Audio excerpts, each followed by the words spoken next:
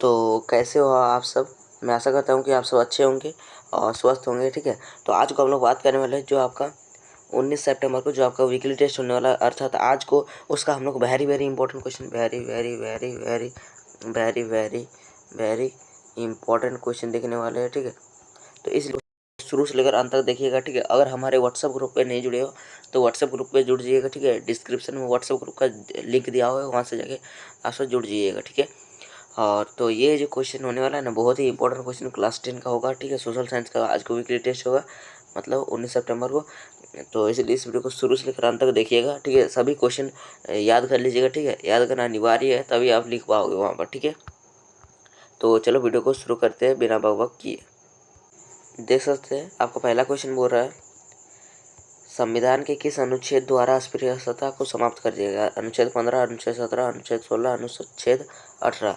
तो अस्पृश्यता का मतलब होता है छुआछूत। क्या होता है? छुआछूत। इसको कौन सा अनुच्छेद में बढ़ा दिया गया है? तो अनुच्छेद 17 में। ठीक है, अनुच्छेद 17 option number B is the correct answer. ठीक है, चलो दूसरा नंबर क्वेश्चन बोल रहा है, मध्य अमेरिका में झूम कृषि को किस नाम से जाना जाता है। मध्य अमेरिका में झूम कृषि को किस नाम से जाना जाता है? रे, रोका, मिल्पा, लादाक। तो क्या हो जाएगा इसका आंसर? इसका जो आंसर है ना, कौन सा हो जाएगा? Option number C. Option number C मतलब मिल्पा। क्या हो जाएगा? मिल्पा। मध्य अमेरिका में झूम कृषि को क्या कहा जाता है? मिल्पा। उसका देख सकते हो तीसरा नंबर क्वेश्चन बोल रहा है आपका, रवि फसल को किस ऋतु में बोया जाता है?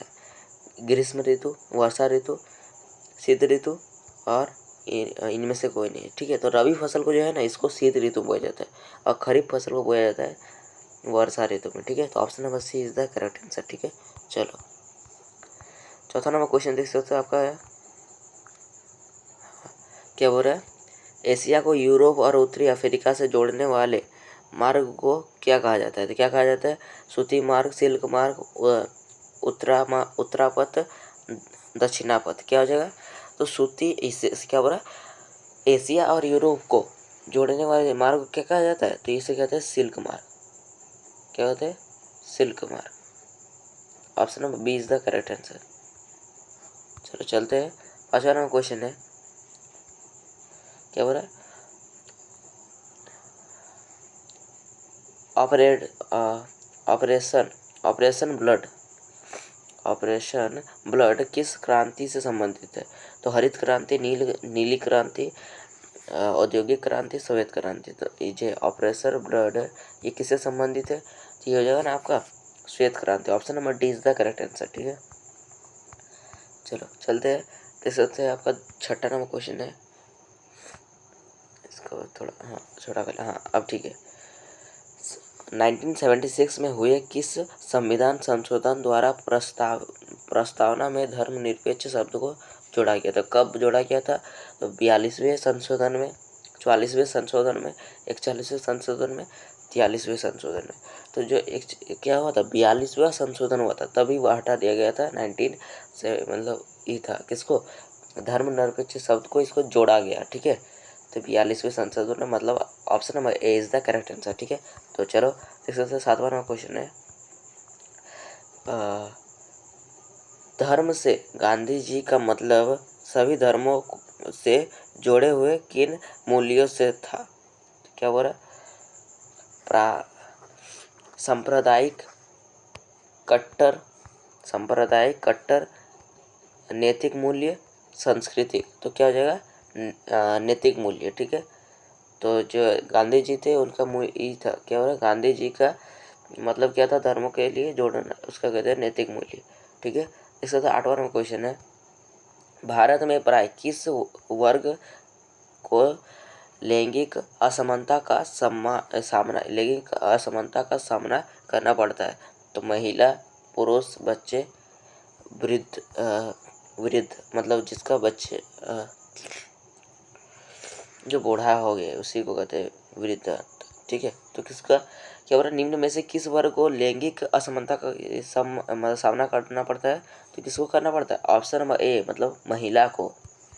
इसको याद कर लीजिएगा सभी क्वेश्चन को। ठीक है, बहुत ही इंपॉर्टेंट होने वाला है आपके वीकली टेस्ट के लिए।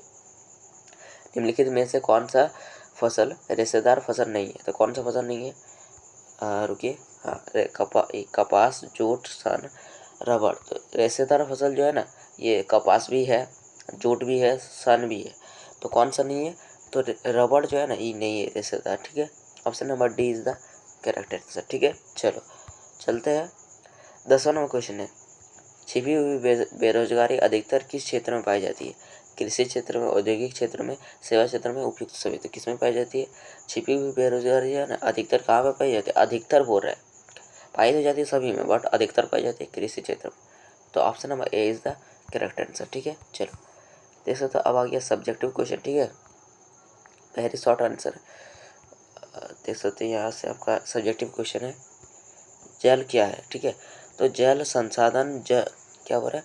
जल संसाधन जल के वे स्रोत है जो मनुष्य के लिए उपयोगी होते हैं।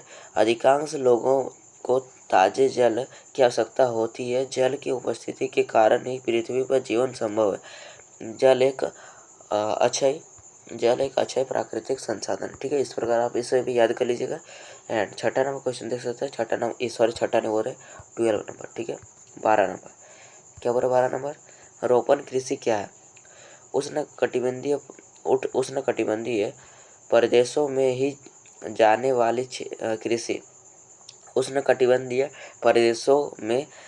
प्रदेशों में की जाने वाली कृषि की वह विधि जो एक बेड भूभाग को उत्पन्न किस्म की बीजों, कीटनाशकों और आधुनिक कृषि यंत्रों के साथ एक निश्चित फसलों का उत्पादन बड़े पैमाने पर व्यावसायिक व निर्यात के उद्देश्यों की पूर्ति के लिए ही की जाती है। इसी तरह की कृषि को क्या कहा जाता है? हम लोग रोपण कृषि कहा जाता है, ठीक है। तो उसके बाद देख सकते हो आपका अब बोल रहा है शॉर्ट आंसर, ठीक है। 13 नंबर का ये वेरी शॉर्ट था, ये शॉर्ट है, ठीक है। 13 नंबर क्वेश्चन क्या बोल रहा है? भारत के तीन निकाई फसल नगदी भारत की किन 3 नगदी फसलों के नाम बताइए, ठीक है। देख सकते हो इसका आंसर क्या हो जाएगा? क्या हो रहा है? ऐसे फसल जिनका उत्पाद सिर्फ फसल को बेचने, ऐसा फसल जिसको सिर्फ बेचने, ऐसा फसल जिनका उत्पाद मतलब उसको लगाया जाता है, मतलब उसका लगाया जाता है किसके? बेचने के उद्देश्य से लगाया जाता है, उसे नगदी फसल कहते हैं। ऐसा फसल जिसको बेचने के उद्देश्य से लगाया जाता है उसी को कहते हैं हम लोग नगदी फसल। इसके बोल रहे थे, क्या बोल रहे थे इसका? देख सकते हो, नगदी फसल के नाम बताइए। तो नगदी फसल के निम्नलिखित नाम है, तो इस प्रकार लिख सकते हैं कि नगदी फसल का नाम है कपास, जूट, रबड़, ठीक है। चलो 14 नंबर क्वेश्चन है, हाँ, गिरमिटिया मजदूर से आप क्या समझते हैं? गिरमिटिया मजदूर से आप क्या समझते हैं? औपनिवेशिक शासन के दौरान बहुत सारे लोग को काम करने के लिए दूसरे देशों में ले जाया जाता था।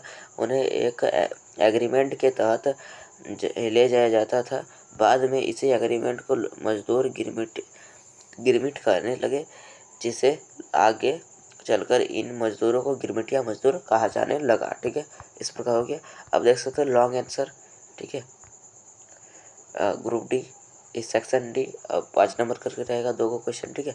उसको देख लेते हैं। हाँ, क्या बोल रहा है?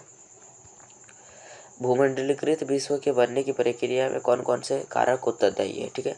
इसको लिख दीजिए, भूमंडलीकृत विश्व के बनने की प्रक्रिया में मुख्य कारक 3 कारक उत्तरदायी है, ठीक है। व्यापार का, काम की तलाश में एक जगह से दूसरी जगह लोगों का, उसके बाद पूंजी व बहुत सारी चीज़ों के वैश्विक आवाजाही का। तो इस प्रकार आपका ये हो जाएगा, ठीक है। अब देखते हैं 16 नंबर क्वेश्चन क्या बोल रहा है? भारत में रबी फसल और खरीफ फसल में अंतर स्पष्ट करें, ठीक है। तो आपको इस प्रकार एक दागे खींच देना, ठीक है, बीच में यहाँ पर लिख देना रबी फसल, यहाँ पर लिख देना खरीफ फसल, ठीक है। मैं इस प्रकार नहीं लिख पाया, आपको इसी प्रकार लिखने के बाद पॉइंट एक इधर भी एक, यहाँ पर 2 3 इस प्रकार पॉइंट लिख देना है, ठीक है। देख सकते हो पहला पॉइंट आपका रबी फसल कम लिखे, क्या हो रहा है? यह वर्षा ऋतु के आवागमन पर बोई जाती है। तो ये जो है ना खरीफ फसल, ये वर्षा ऋतु जब आता है तब इसको बोया जाता है, ठीक है। इन फसलों को पकाने में कम समय लगता है, मतलब पकने में कम समय लगता है, मतलब जल्दी ही पक जाता है, ठीक है।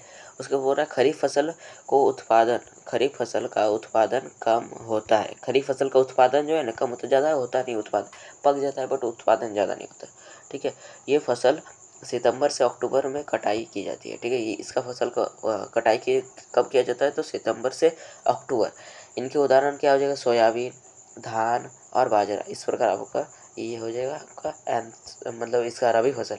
अब आपका देख लेते हैं खरीफ फसल। ठीक है, तो इसको देख सकते हैं खरीफ फसल क्या हो रहा है, खरीफ फसल देख रहे हाँ, खरीफ फसल। यह फसल शीत ऋतु में के आगमन पर बोया जाता है, मतलब शीत ऋतु पर बोया जाता है। इन फसलों का पकाने में अधिक समय लगता है, मतलब इसको जो है शीत ऋतु आता है तभी ये इसको क्या होता है लगाया जाता है। ठीक है, इसका जो है पकने में ज़्यादा समय लगता है। इन फसलों का उत्पादन अधिक होता है, मतलब उत्पादन मतलब ज़्यादा ये अधिक संख्या में उत्पादित होता है। ठीक है, यह फसल मार्च से अप्रैल में कटाई की जाती है। इस फसल का कटाई कब किया जाता है खरीफ फसल का, तो मार्च से अप्रैल में। इसके उदाहरण हो जाए गेहूँ, चना और जौ। ठीक है, इस प्रकार का आपका हम लोग 16 क्वेश्चन कर लिए। ठीक है, तो अगर हमारे चैनल को अभी तक सब्सक्राइब नहीं किया तो सब्सक्राइब कर दीजिएगा, मैं इसी तरह का वीडियो लाता रहता हूँ। ठीक है, तो चलो बाय।